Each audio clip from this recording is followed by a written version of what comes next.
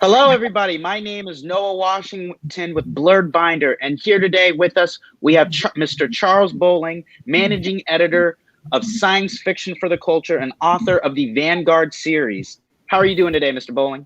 Doing well. Thanks for having me on. It's always a pleasure to have you. Let's get straight into it. So, tell me a little bit about yourself. Tell me where you're from, your creative style, a little bit of the Vanguard series, and tell us about the armor that you have on here today. All right. Well, my name is Chase. I'm born and raised in Bridgeport, Connecticut. I was pretty much growing up, I was the perfect combination of Huey and Riley, kind of at the same damn time, much to the consternation of my mother and my family and the confusion of my friends. So I did a little bit of everything. I played football, lacrosse, I fenced for a hot minute. You know what I'm saying? I was an indie rapper for a really, really long time, known as a legendary thug poet. I stopped rapping about 2 years ago. I was in a really bad car accident, went through my windshield, you know what I'm saying? And so I suffered a traumatic brain injury. So I kind of had to put the mic down and I picked the pen up and I started writing. The Vanguard series is pretty much the tale of a nerdy ex-hoodlum that uses his love of historical martial arts to lead his community after weapons technology gets knocked back to the Iron Age. It's a pretty dope book. I had a fun time writing it.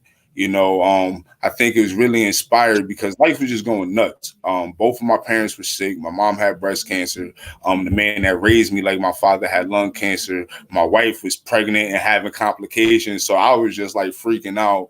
And, in order to kind of mitigate the stress, I started writing. And I didn't expect for it to turn into much. And then little do I know, I figured maybe short story, 1,000 words. I had 175,000 words, and I'm like, all right, now what do I do? And thanks to a lot of support from my friends and my family, I ended up publishing.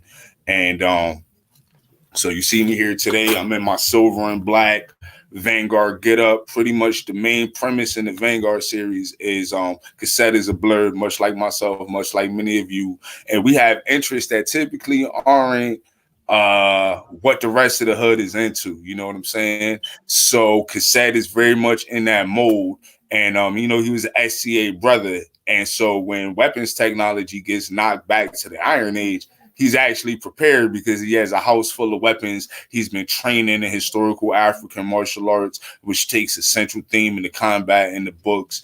And, him and his friends set off with their shit hits the fan plan that turns into, hey, look, we have an opportunity here to fight the corruption that's in our city and maybe build something. And that's what they do. Man. Me here, I'm decked out. I don't know if you could really see. Got the Gambison 15th century coif underneath. Let's see if I can get it unbuckled here.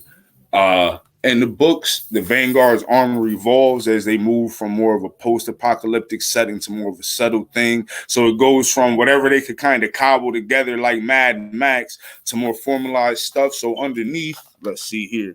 If you can see, this is it was a Roman Lorica segmentata that I have co-opted and kind of attached to the Gambison, so it could be the code of places described in the Vanguard. I'm looking forward to in coming months actually getting a line of official Vanguard weapons and armor out there so everybody can check it out. Wow. This is all just amazing. Where did this all come from? Where did these ideas pop through? Really, I've always been a speculative fiction fan. You know what I mean? I can't, like, anybody know anything about Bridgeport, it's the hood. You know what I'm saying? So all of the bang bang, shoot 'em up, like that was never fun because I could see that outside. Like, I grew up in Bridgeport in the 90s when it was a hell of a lot more interesting and live than it is now. Like outside was like a movie. So I kind of, when I wanted to escape, I gravitated toward things like Lord of the Rings. I think one of my first favorite movies growing up was Robin Hood with Kevin Costner and Morgan Freeman, and I fell in love with that movie. And I was like, look, man, there's a black guy, he got a sword, and and so I kind of fell in love with the whole medieval Merlot like at 5 or 6 years old. And it's just something that stuck with me. So, I've read the classics, Lord of the Rings. I got really big into Malazan, and so these were some of my influences. Like, I'm a huge fan of Christian or Miles Cameron. Like, I love his work. I read everything he writes. And so When Black Panther came on, you know what I'm saying? Like everybody else, I was very excited. And I found myself over the course of watching movies starting to kind of get tight with the Wakandans. I'm like, wait a minute. So y'all have always had this vibranium and the magic juju with the Black Panther, yet we still had the slave trade while y'all was chilling on the mountain. I was like, hold up. And so I really resonated with the Killmonger character. And so what I did was, as I watched my son, you know what I'm saying, he was 6, 7 at the time, totally geek out over the movie. I'm like, whoa, there's some major problems here that need to be addressed. And I can remember them saying that the Black Panther movie was more of an African story. It wasn't an African-American story, which is what led to the main dichotomy between Killmonger and T'Challa. And, I was firmly in T'Challa's camp. I was like, yo, you know what? Nah. But by the end of the movie, I'm like, nah, Killmonger was right the entire time. Wakanda didn't do enough. They need to do more, and so I wanted to give us something in our cultural lexicon from that Killmonger style perspective. You know what I'm saying? I've always been an activist, came from an activist background. Like my family has been with it since Lincoln's Loyal League. The entire board of the Loyal League in Monticello, Mississippi back in the 1800s consisted of my relatives. So we've kind of been troublemakers and drum majors for justice, from been pimping.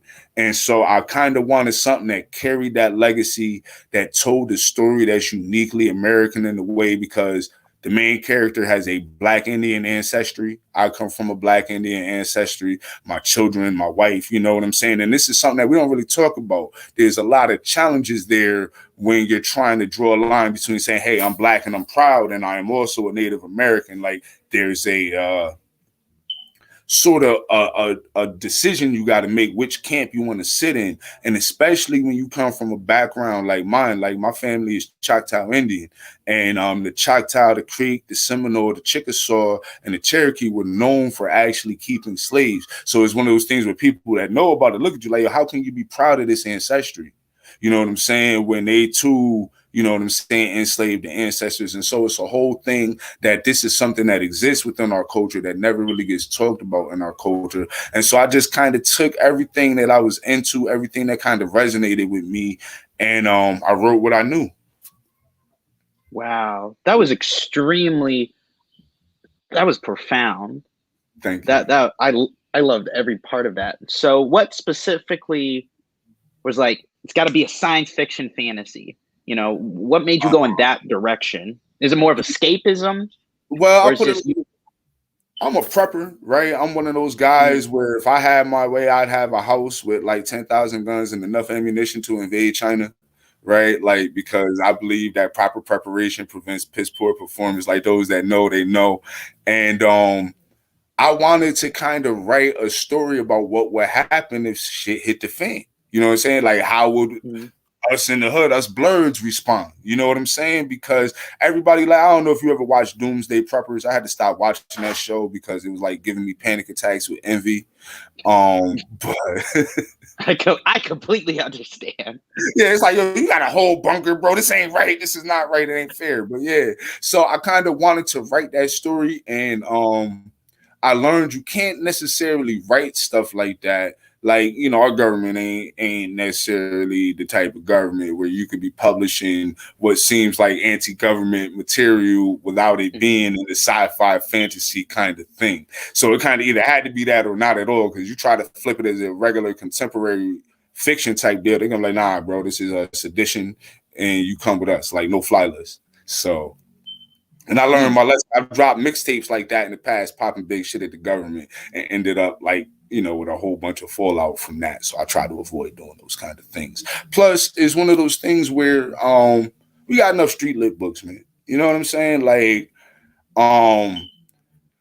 people kind of tend to look at me like sideways. I'm like, oh yeah, I wrote a sci-fi book that's kind of, medieval historical fiction at the same time. They look at me like, oh brother, you wrote that? Like, the hell you know about medieval historical fiction? And I'm like, well, this is my favorite genre to read. And so it's one of those things where I hate the pigeonhole, right? Like, way back when they came up with the concept of nigga ears, you know what I'm saying? Where we only listen to a certain type of music, not knowing that the very first punk rock band was a black band. Like, so it's one of those things where we do more than just street lit. We are more than just, gang violence and dope dealing and stuff like that. Like, we could tell different kind of stories, and all of our stories don't have to be based in slavery, on slavery, or about civil rights. You know what I'm saying? Like, while I might carry a lot of civil rights themes in the book, like, it's still very much a story of Black victory. And that's not something that we see very often. And in order to kind of write a story of Black victory in this dystopia that we live in, it has to be a sci-fi or a fantasy. Like, by the very nature of the world we live in. The last year has been a lot for everybody. My question to you is, are you going to take any of what happened in recent years, particularly 2016 to now, and put it in future works? I've been accused by friends. It's funny you say I've been accused by friends of kind of scripting things, like, like, especially what happened on the 6th. Like, I laughed so hard. I think I actually went and bought a bottle of champagne and like toasted the insanity, because it's like, I wrote about this. Like, if you check out the Road of Resistance, you know what I'm saying, part 1 and 2, you will see like DC gets stormed.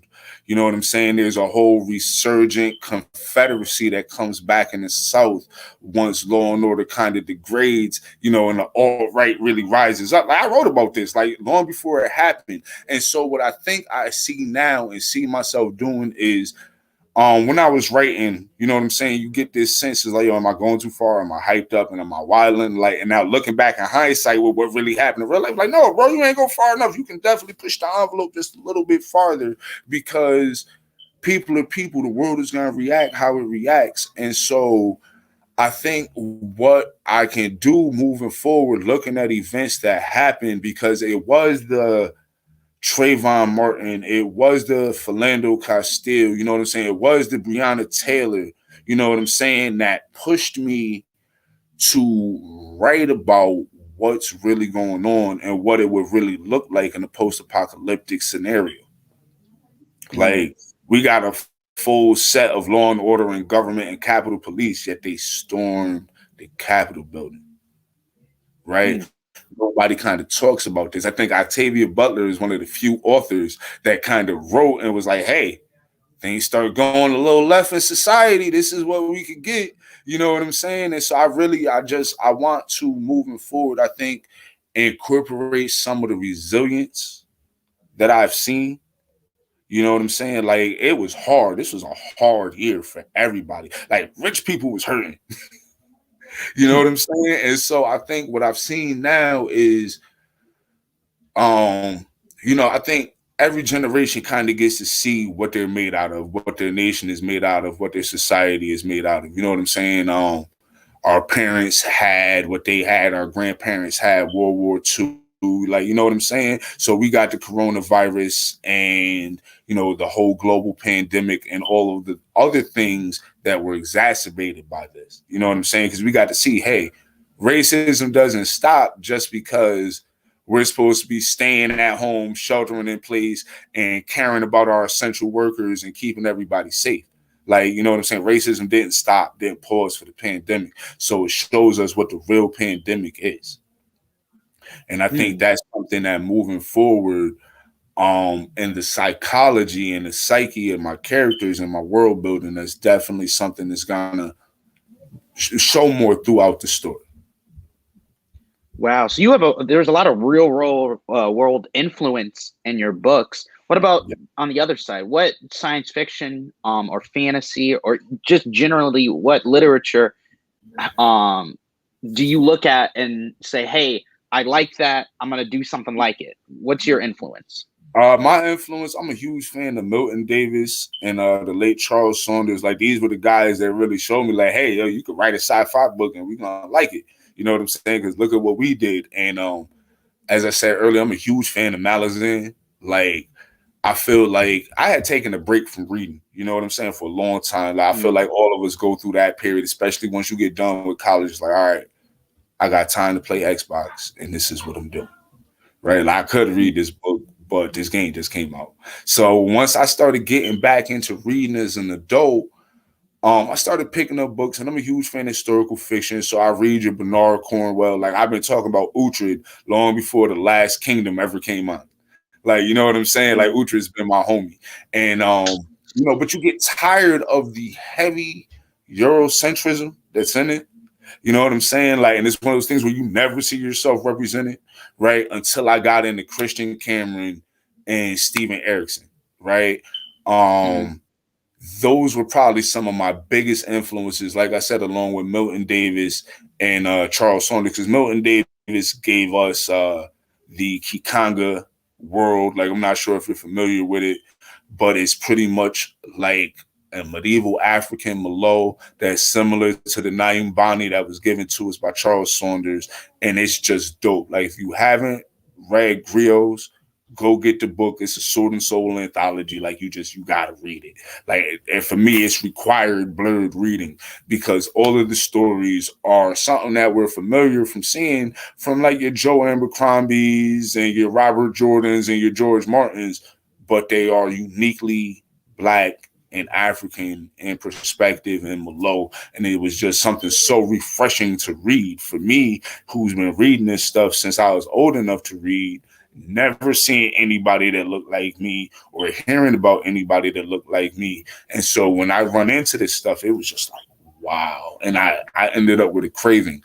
I think the first character I got attached to was Quick Ben from the Malazan series. You know what I'm saying? He was a brother. He was this badass mage. And I was just like, yo, I've never seen that like this before. Like, this is dope. And when I finally read, what was available for Malazan, I was like, all right, the next book I read got to have a character in it that looked like me. And so I started doing research, and that's what led me to finding, Balagun Ojatade and these guys. And so it was like the works of my fellow Sword and Soul authors and the Afrofuturists are what pushed me into really trying to give ourselves something that's uniquely American while still carrying that same sense of Blackness. Like, you get what I'm saying? Because I can't say, oh, all my ancestors come from Africa. It's literally just not true.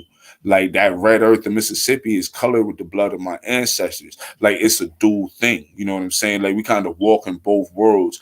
And even with the more, with Afrofuturism or Sword and Soul, we don't get that duality that we have as African Americans. And so I wanted to slide that in there. Wow. Once again, very profound. So tell me, what other genres would you be interested in writing about? I recently, late last year, I wrote The Ballad of Eli, which is like an erotic urban fiction. You know what I'm saying? And I was just having a little fun. I wanted to pay homage to Wahida Clark, the queen of street lit, you know what I'm saying, who signed me and brought me on. And sort of told me, like, hey, Chase, we want to make an SFF imprint. So I was like, yo, in homage of the queen, let me try my hand at some street lit, some urban fiction. And so that was a lot of fun. You know what I'm saying? Like, I can't front, like, writing the Eli book, having been a hoodlum myself, I get to, change a few names and tell a few tales that I couldn't tell nobody in real life for fear of indictment. So, that was fun. And honestly, I'm looking at getting into more of a YA type deal. Actually, last night I was sitting talking to my wife, and I was actually working on a chapter for the next installment of the Vanguard. And I was looking at it, and it's starting to take on more of a life of its own than just a single chapter. So I was like, yo, what if I broke this character off and did a YA Vanguard story? You know what I'm saying? Because the main series is very much geared towards adults. You know what I'm saying? I ain't saying you can't read it if you ain't grown. What I'm saying is your parents probably ain't going to like reading it if you ain't grown. So I wanted to go ahead and do that YA book. I recently ran into a teacher, Mr. Whaley. He teaches at Fairfield High School. And he had me come on and talk to his class, his English class. You know what I'm saying? They were doing the hero's journey. And it's like, I really want you guys to read this book, but you guys are like ninth grade. You probably really shouldn't be reading this book like that. So I was inspired to maybe do something more geared. So it's like I could pass to my son. Be like, here you go, man, read this without fear of anything his mother or grandmother might say to me about it. So I'm definitely interested in getting into YA. I've been trying my very best to handle what I got to handle with the Juneteenth campaign, because I want to write a Star Wars book. Like it's something that is just floating around. Like I finished watching The Mandalorian, and then I was sad because you know how you get that post-show depression. The last episode, Oh, most definitely. You're just like, there's so no more. I yeah, want more. like, but I needed just like 2 more episodes of Giancarlo Esposito in the bad black suit. Like I needed that, like just for the Oh, culture. he killed it. Yeah, he He really killed did. it. And like I was like, yo, Disney almost redeemed how they did John Boyega with his character, right? But not Oh, quite. man. And We're so going to it's come back to that. yeah, so it's like, yeah, I really want to write a Star Wars novel now because it's like, yo, I don't like how y'all did my homie. Like, yo, John, if you ever want to come play cassette of the Vanguard in the movie, homie, I promise you, we won't make you smaller on the poster. That's word to everything, bro. Like, because you know, I feel like it's time. You know what I'm saying? Like, we don't got brothers out here really writing Star Wars books like that. And so I'm gonna like do some reading and jump in the Wikipedia hole and hopefully emerge at some point before the end of this year with a Star Wars book. Man, I'm excited. Man, it's going to happen. We're putting good energy out into Word. the world. I need it all. I'd Like, love to see John Boyega and just doing anything. Yeah, for real. Talented brother. It's really funny. My next question is going to be, what is your opinion of representation in science fiction?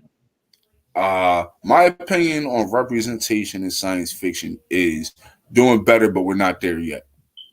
Right? I'm starting to see, like, with the rise of blurred culture has become the rise and exploitation of blurred culture. Right? Like, it's gonna go the same way as hip hop, where it was underground, and even other black people like, I don't know if this is the wave, to becoming the wave and now the new mainstream. Right? And so it's one of those things where let's not confuse tokenism with representation. Right. So I see a lot of grand efforts, a lot of salvos into saying, hey, let's shine a light and do all of this. But it's not our fandom that they're listening to. Right. You know what I'm saying? Our fandom doesn't necessarily dictate things, which is why we still run into the issues that we run into. You know what I'm saying? So while, you know, sci-fi channel, or, you know, they're trying to do a good job with showing us and, you know, bringing black people to the table, is still not part of the general culture. Like I was telling someone, everybody seems to forget that sci-fi and fantasy tends to be a bastion of those who inclusion is not what they want. Right? Like I said, I read a lot of historical fiction. You know, if there's Vikings and swords in it, I might just pick up the book because I love that stuff. And it's them same guys that, you know, if I try to pull up at an event, might not be the happiest to see me. Right. And so we still got to understand that we have to create a whole series renaissance, not just with black culture, blurred culture, black sci-fi, right? But within sci-fi in general, because so many of the gatekeepers and the shapers of the genre were not people that cared for or wanted to see more diversity. Like, that's why we had George Martin spending his time talking about H.P. Lovecraft during the Hugo Awards, right? Because that's who engineered the mindset. That's who taught the generation. You know what I'm saying? Just like we all came up playing basketball, wanting to be like Michael Jordan or Tracy McGrady, right? Because that was the imprint, what we saw.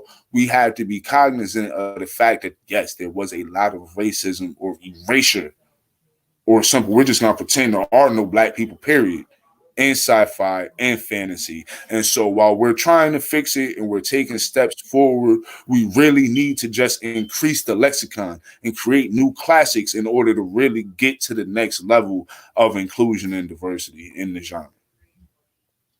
Wow. So tell me a little bit more about science fiction for the culture. How did that begin? How did you become involved in it? It started with a post. I was extremely saddened when Charles Saunders passed away.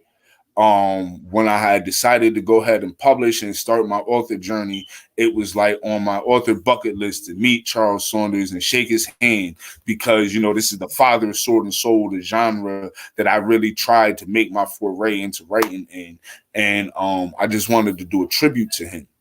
And so a brother, or, you know, a guy by the name of DB Bray, a white brother by the name of DB Bray, saw my post, and he was working with Wahida doing some things.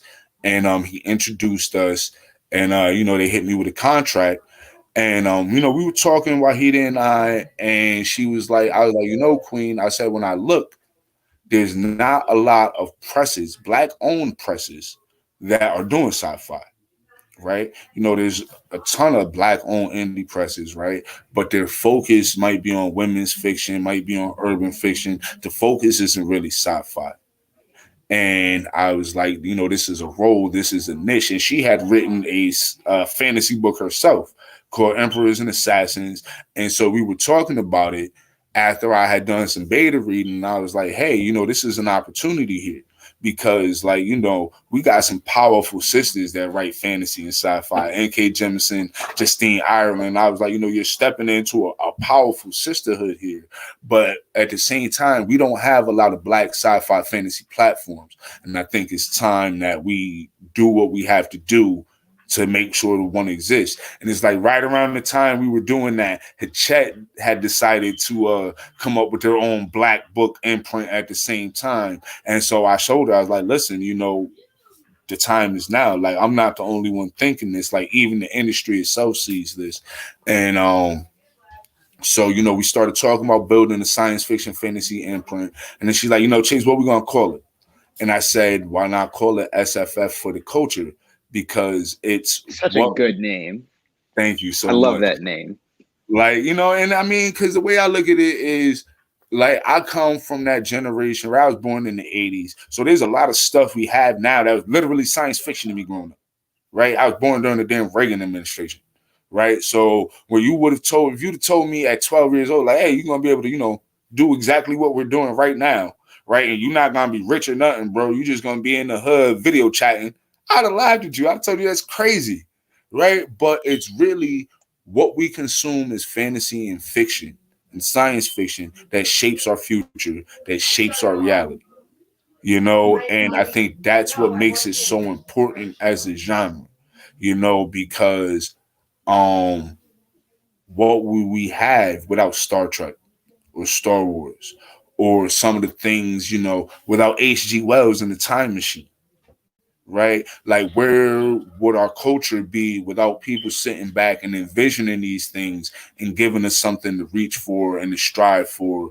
And that's why I call it science fiction fantasy for the culture, because it's what we consume that gives us an opportunity to have a better output.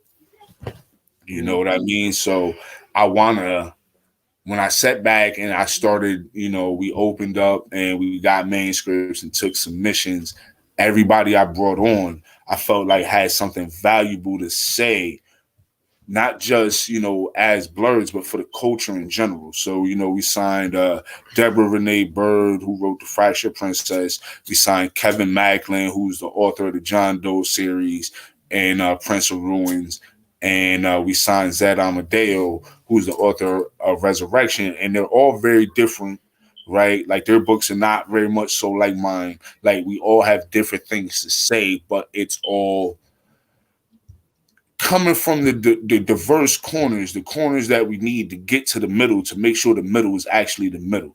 You know what I'm saying? Like, I am in love with all of the work that the authors, you know, have put out with me. Like, I like their books better than I like my own books. Like, you know, whether we're talking about The Fractured Princess, which was inspired by Final Fantasy VII. I'm sitting there reading, I'm like, why do I love this so much? This book just I love Final Fantasy VII. That is, oh man, that's a deep cut.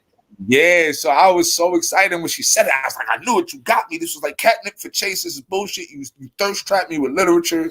Like, and thirst trap you with literature. That is that's a t-shirt. Yo, we might have to get on a Spreadshirt and make that happen. Me and you, Noah. Thirst trap for the literature. We're gonna make that happen. Yeah, we got to. And but yeah, she definitely did. And then Kevin Macklin, when I first picked up his work, and I started reading, the John Doe series, I was like, yo, homie really made like John Wick with soul, bro. Like I was like, this is so gangster. Like we got like our own John Wick, you know what I mean? And it was like, yo, like it was so dope. Like I fell in love with reading it. And then the Prince of Ruin series after Z, you know what I'm saying? All I'm gonna say, we got a zombie book written by brother. Right? I'm gonna just let that marinate. Right, you know what I'm saying, and I'm just think about Morgan before the Aikido, and just let that sit and simmer. You know what I'm saying? Y'all go ahead and process that, and then Zed and Resurrection. Like I tried to dive into magic and occultism in the Vanguard books. I get into a lot of it in The War We Make. I swear I have imperiled my mortal soul with witchcraft and wizardry and some of the things I know now that I wish I could unlearn. And when I picked up Zed's book, I feel like she had the same struggle because, they teach us, in Black households, oh, don't you be messing with magic and tarot cards. It's the devil. All of it's the devil. You're going to hell. And so, like, her book is so dope. And I just can't wait for everybody to get a hold of it because Resurrection is really, like, we talk about Black girl magic and when we going to let Black people be magic. Well, she lets Black people be magic. And, we get that from a Black mind, and it's just a beautiful, powerful thing what we're building. And I really can't wait to continue what we're doing. Like I told everybody, like, it's a couple things I want to do. I kind of want a Black Hogwarts going down, you know what I'm saying? So I said we might have to sit down and brainstorm and do some anthology work, you know what I'm saying, as a unit, SFF for the culture. I'm waiting for like some Black Space Marines. I need somebody to write me a book like that.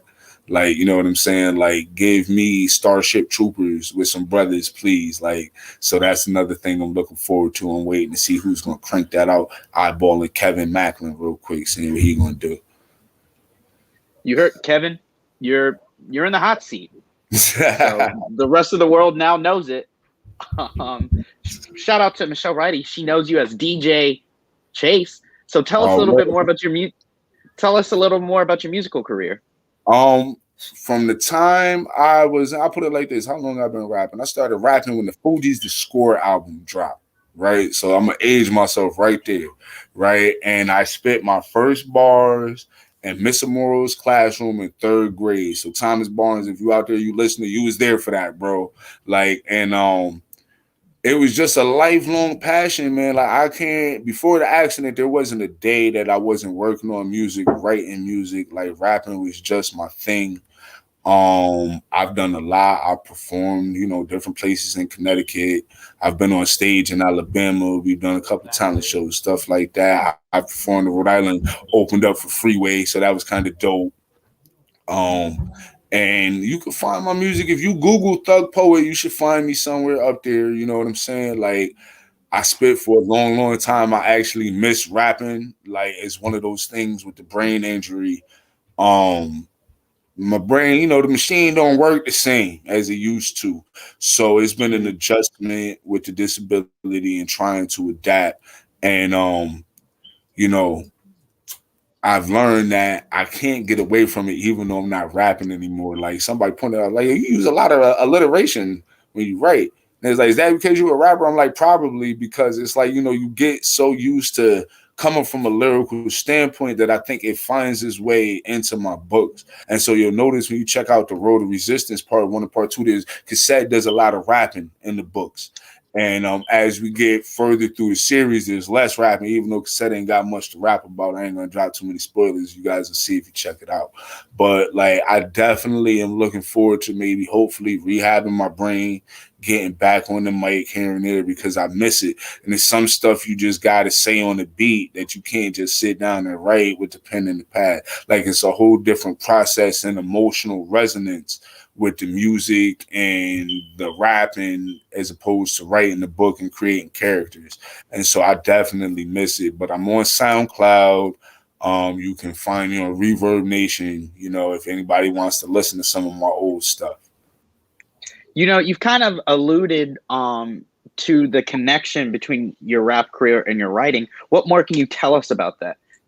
Is the process the same?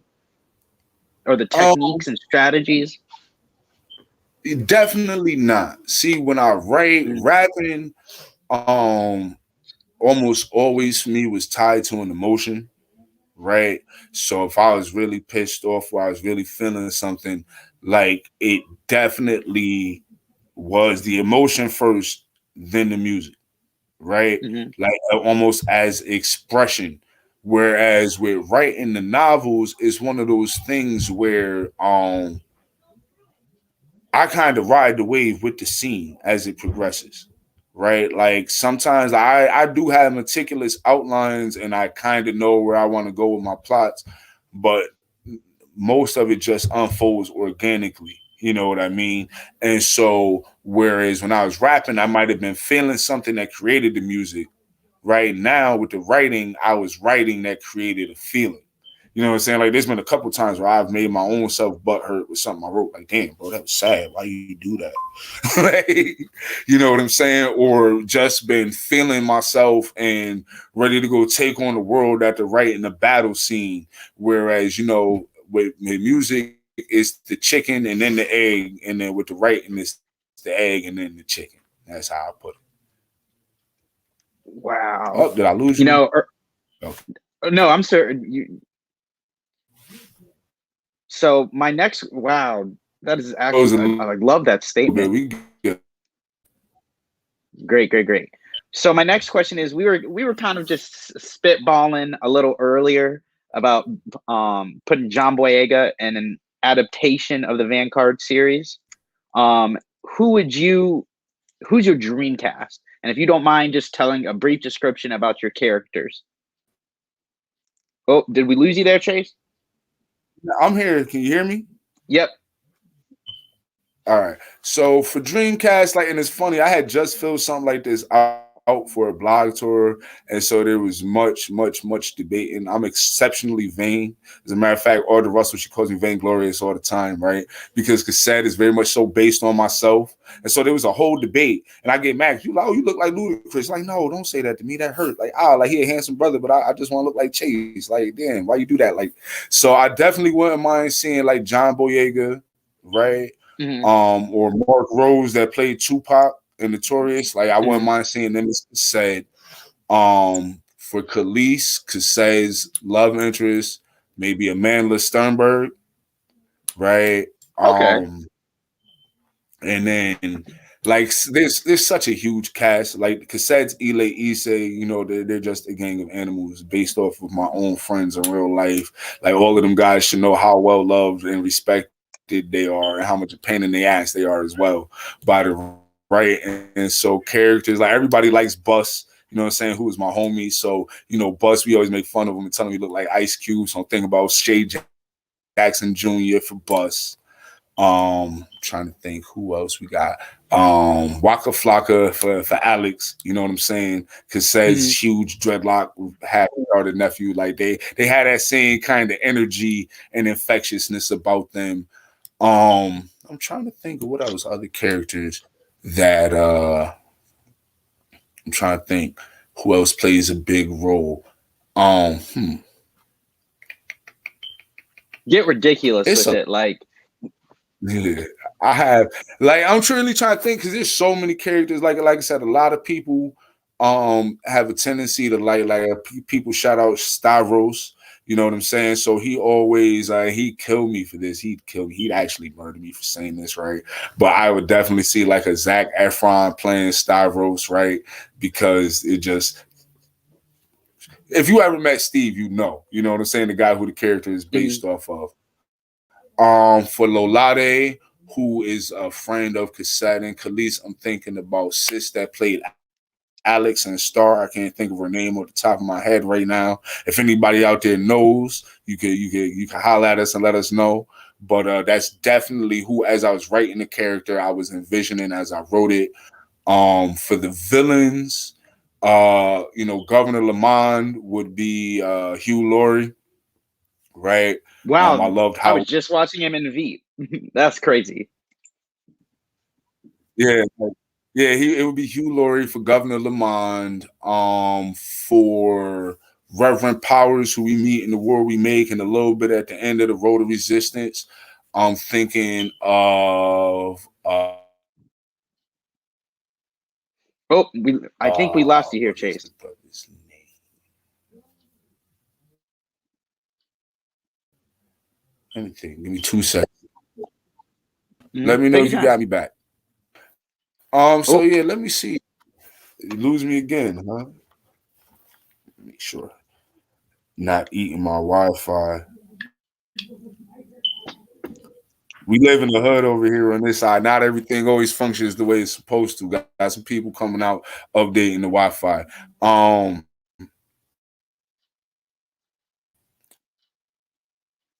Let me see. So I'm saying he kind of got that vibe going on. For Graf Rockefeller, who's also a villain in the book, I have Benicio del Toro. For Ziomara, who a lot of people talk about in the books, and they want to know who Ziomara looks like. Hold on, I'm gonna actually I gotta pull it up. Let me see if I can find the document that I wrote these down on for you. great. And while you're doing that, I'm going to take a time to say thank you all for checking in with Blerdbinder in our interview. If you guys have any questions, please send them my way. We'll be happy to answer them. Definitely. All right, here we go.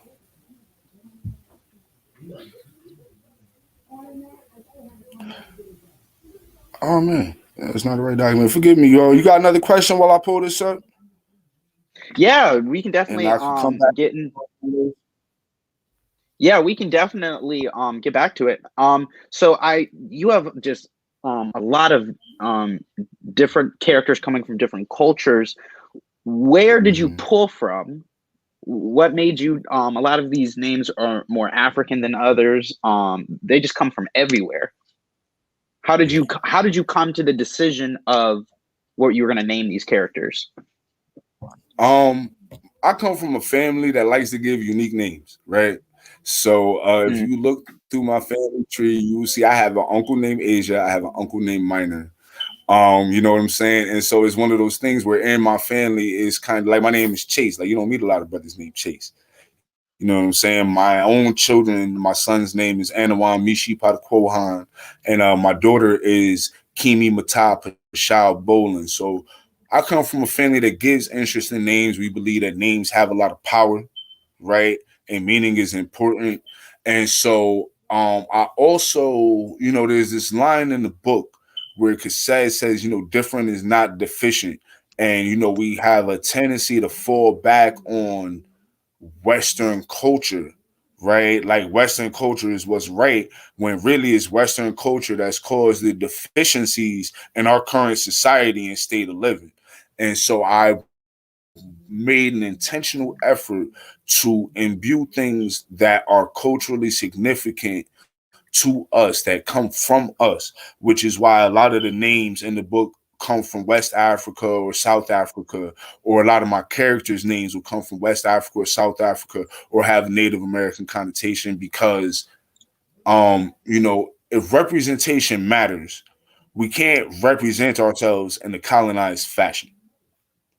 Right. So we can either be us unapologetically or we can be us digestibly, but what's really working, right? We've tried to gentrify and to assimilate and be digestible for a long time. It has not worked. It has gotten us absolutely nowhere, right? If you look at the protest signs from 100 years ago, right, and you laid them out, you don't see no differences between the signs we carry now.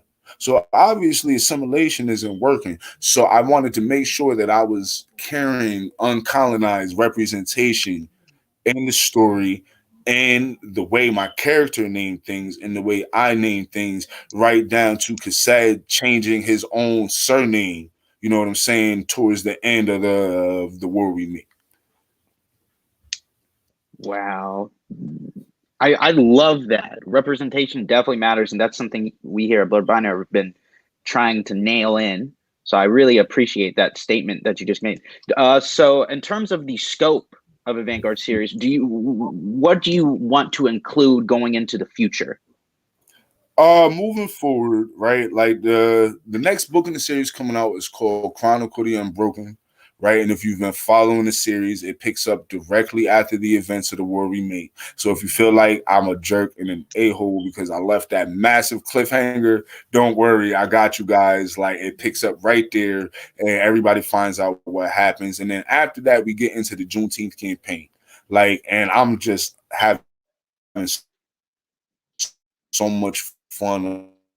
I'm loving right. And book gets, you're kind of in Connecticut, right? And then, second book, we're still in Connecticut. We're moving around the state, right? And then we get into New York and part of the Mid-Atlantic. But the Juneteenth campaign, the Vanguard gets way more global and national. You know what I'm saying? Like, we know that our society doesn't exist in a bubble.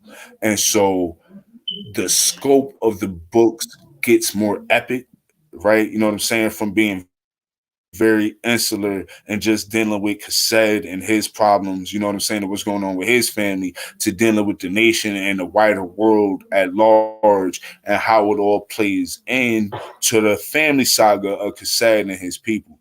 And so I'm looking forward to that. Like, I'm on book 5. I'm thinking that the first set of Vanguard books will probably be at least 10 books long.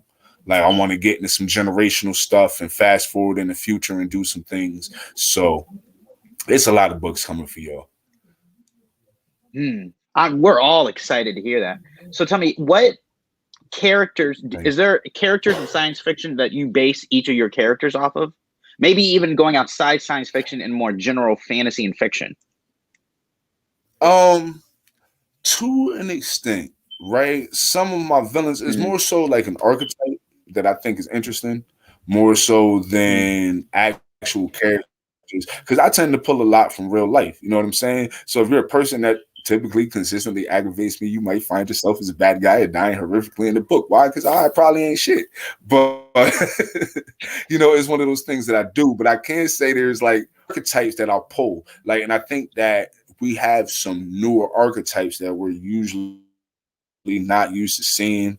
Like, to me, and a lot of people don't say it, right? But A Game of Thrones is probably one of the most feminist books out there, right? And if you look at it, like, the strongest characters in that book are women, right? From Cersei, right, to Sansa and Arya, to Catelyn Stark. Like, they are the ones with all of the determination, the bloody hands that drive the history of Westeros. Like, when you really break it down and look at it. And so when I was going through, I was like, I wanted that same strong woman archetype. You understand what I'm saying? That's not out of that cookie cutter mold where she's the feisty princess. Like, nah, you know what I'm saying? Give me the dark queen that makes Maleficent look like a pussycat, right? And give me that. I don't know if you've ever read A Crown for Cold Silver, right, by Alex Marshall, right? But Zosia, it was another one of those characters where it was just like, man, like, this is badass. Like, you low-key remind me of my wife. Like, you walk around, you be hitting shit with a big-ass hammer. You ain't afraid of nothing. Like, you know what I'm saying? And so I try to take those archetypes that resonate with me personally and incorporate them because they're things that I feel like we need to see more of in literature. And I have my list of celebrity casts when you're ready. Thank you. We'll get to that 1 minute. I just want to take a brief break to remind people that today the NNPA and Black Press USA is having a special briefing from the White House at 3:00 p.m. this afternoon. But please, let us continue. So you have your Dreamcast pulled out. Yeah, I have my Dreamcast pulled up. So I said Alex Waka Flocka Flame, Bus O'Shea Jackson Jr., Sean, his character would be Boris Kojo. Trey would be Henry Simmons. Javon, we would have Donald Glover. You know what I'm saying? And if you ever met the real life guys, shout out Atlanta, right? And let's see, for Kels, we got J. Kareem Grimes from All American. We got for Lolale, Ryan Destiny. That's just his name, Alex from Star. So Ryan Destiny is her name. For the character Rouge, we have Lakeith Stanfield. For Cuddy, we have Laz Alonso. For Dresser, we have Alexandra Shipp, who I just love playing Star. Like, I feel like she would be the perfect, or not Star, Storm, and X-Men. Like, I'm a huge Marvel guy. Like, Don't ask me nothing about DC. I don't know nothing about DC. If you ever need somebody to blindly agree with some DC stuff, I'm your guy because I really don't know shit and I couldn't gainsay you if you paid me. Yeah, for Reverend, for Sigmund Rockefeller, we got Benicio del Toro. For Wilfred Astor, we have Ryan Gosling, and for El Rey El Mago, we have Esai Morales.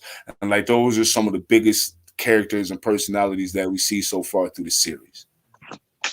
So we kind of briefly hit it. Well, we mentioned the hero story. What's the process that people might know that you use? Do you take off the hero's journey? I actively tried to get away from the monomyth, right? I ain't even gonna lie. I looked at the monomyth. I was like, I don't want to do that, right? And then 3 books deep, looking at it all together, I'm like, yo, you adhere the shit out of the monomyth without actively trying to do so, which goes along with the whole theory. It says what it says, where it's hard written into all of us, right? So we have the call to action, which is really just the rampant tyranny that Cassette sees around him. And like in the beginning, he never really wanted to be King Cassette of the Vanguard. He wanted to be smart ass Cassette whose family survives during the collapse, right? And it just ends up being one of those things where, like, you know, our parents raised us where you don't just do stuff for you, it's for the people. It's for the culture. Like, you don't just act for yourself. Like, your actions speak for all of us. And we are taught in that very WEB talented 10th sort of mind frame, right? Where it's like, you have the gifts, you have to use them, not just to help yourself, you have to help your people, right? Because this is the GS, the responsibility that was given to you. And so I think that that was his call to action. Like, he had tried to get away from it, yet it just drew him in, and it was sort of an inexorable kind of thing. And then, you know, his supernatural aid comes not necessarily within each story, you know what I'm saying? Because there's multiple books in the series, but when you get into the world we make and he has these encounters with you know, the ancestors, people like Crazy Horse, or little known revolt leader Charles Deslandes, or the famous Massa Musa of Mali, you know what I'm saying? We start to see that being his supernatural aid and his return to glory, which we technically haven't gotten to yet in the books. Like, I've gotten there because I wrote the book with the fans. You guys haven't had a chance to see it yet. And so it is one of those things where it might not have the same look and feel of the monomyth, but all of those main elements are there so that, you know, even though it's something that kind of breaks the mold and introduces mindsets and characters and concepts we don't normally see, it's still very much that homegoing, that very human story. You know, it's really funny that you mentioned W.B. Du Bois. My next question is, for your books and inspiration, do you tend to want to lean towards the more Booker T. Washington aspect of developing our own skills and talents, or do you prefer the talented 10th notion? I personally believe the talented 10th rule is what took over most of America, and we kind of went with that strategy. I'll put it like this. Because the rebel malcontent that I am has serious issues with the message of Booker T. Washington because he was an assimilationist, right?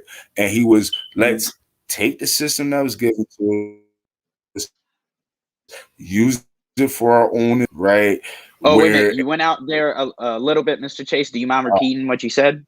So basically, my issue with Booker T, like, I'm all for everybody being the best they can be. Everybody should be working to a point of apotheosis, right? But, and you know, this is an animal farm where all animals are created equal, but some animals are more equal than others. But I definitely think that in any group of people, there's always going to be that certain set that has gifts, that has talents. Like, you got a choir. Everybody in the choir could sing, but there's bound to be a handful of people in the choir that could sing the roof off the church. And those people that could sing the roof off the church need to be doing what they can to carry, right? Because even those people, just because you're talented in one area or even a few, there's bound to be places where you're not, right? So it needs to be this sort of thing of interdependence. But what I was saying before about Booker T. Washington is he was very much an assimilationist, right? Where it was like, be more like mainstream America and this, that, and the third. And when we could look back in hindsight at time, look at how much of our culture that has cost us.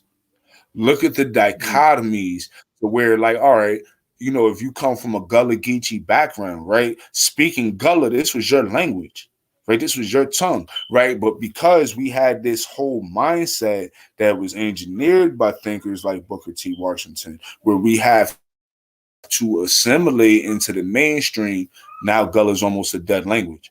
We have so few native speakers, and that's not something white America did to us. This is something that we did to ourselves, trying to please white America, right? And so, like, that's where my issue falls in. But I definitely think if I had to pick a philosopher from the early Harlem Renaissance, I'd have probably been the Garveyist. Like, I can't even hold you. You know what I mean? Like out of the big, like, the big three in the early Harlem Renaissance, we got W.B. Du Bois, we got Booker T. Washington, and then we got Marcus Garvey. And they don't like even teaching us about Marcus Garvey in school, right? Like, usually you got to wait till you're grown before you really learn to read up on Marcus Garvey. But out of the three of them, I'd have been a Garveyite. But I definitely think that there is merit to the talented 10th, because that's how the world shakes out. Right? Like, even in Africa, we have monarchies and aristocracies. And when we look at the definition of the word, right, Plato put it best, right? Society probably would be best led by philosopher kings whose souls are suited to the task of doing so, right? And what do we call that? We call that aristocracy, ruled by the best. And so within any group of people, the cream is going to float to the top. Not saying that if you ain't the cream, you're not of value, but I definitely think that those who have more need to be using those gifts and applying them interdependently. So we're approaching our final few moments here.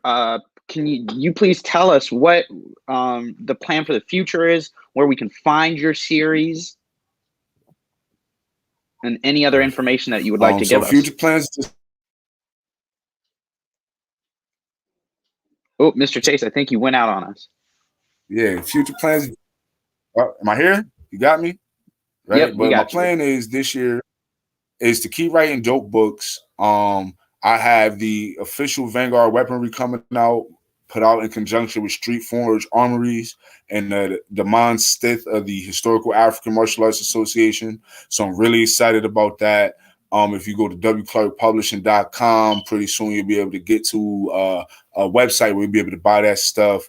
I want everybody to please go buy my books on Amazon. I know a lot of us hate Amazon. Jeff Bezos really do got more than enough money. But did you see he resigned yesterday? The other day. But I mean, what you got to keep working for when you got that kind of money? You can only screw things up at that point. He ain't hungry no more. He had to let somebody step up. And not for nothing, with the pressure, it was going to be one of those things. But it's like this. People hate Amazon. I have learned to love Amazon because as a Black author, it's important, because this is what kind of gives us our shot. It's hard to get on Barnes & Noble. It's hard to use Ingram Spark. So if you want to support Black authors and Black creatives and people trying to get on, please support them on Amazon. You know what I'm saying? Like, I understand. That's like saying you won't eat at your favorite restaurant because they open up a booth in the mall. Like, you know what I'm saying? Like, yeah, we might like them in the hood, but they're in the mall and they need to get their bread. So please definitely check out the Vanguard series on the Amazon. You know what I'm saying? And if you guys want any more information, follow me on Instagram at chase.bolling.author. And where can we learn more about science fiction for the culture? And you can learn more about science fiction for the culture if you guys want to follow us on Instagram at SFF for the culture, or on Tumblr, right? SFF for the culture on Tumblr, and the website wclarkpublishing.com/SFF. And then you guys can see stuff there. But we do a lot of our posting mainly on our Tumblr page for now. Wow, that is all great and amazing. I'm very excited to hear about this. I'm really glad to see that there's a group of people actively engaging in this work and trying to push our narratives into science fiction. So not only will we learn, but be entertained while we learn. And that's a very important thing and skill that we hadn't had for generations up to more recently. So I'm very excited. to see all that. And just a reminder to our listeners that at 3 p.m. Eastern Standard Time today, we have a special White House briefing plan. So please remember to go take a look at that. We love your support. We love all of you for coming to checking in with us here at Black Press USA and Blerdbinder. And please remember to check out all of our other affiliates throughout America. We really appreciate it. And thank you, Mr. Chase, so much for coming and being with us. We hope to have you back at some other point in time, maybe when your new book is released, so we can have those dear questions answered. So we thank you all, Yes. and have a great and beautiful day. Peace and power, everybody. Thank you.